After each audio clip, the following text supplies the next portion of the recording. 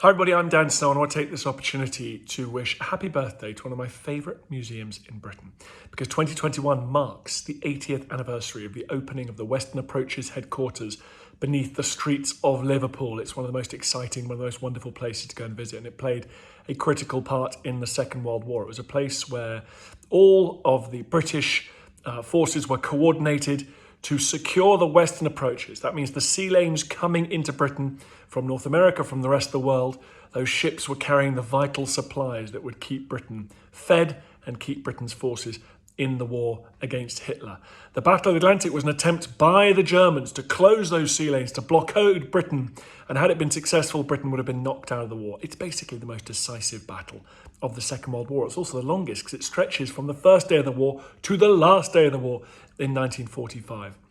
The Western Approaches Museum is one of the best places to go and get a sense of that battle. It's a very emotional place for me. My grandpa was in the Canadian Navy during the Second World War.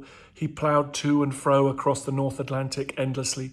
The cold seas beneath him. At any time, he could have been plunged into those waters with a torpedo from a German submarine or a bomb from an aircraft. But luckily, it never happened. It didn't happen in part because of the brilliant men and women working in the Western Approaches headquarters, who were keeping an eye on where the Germans were, steering convoys around them, choosing the best courses, and choosing when and where to take action against the enemy.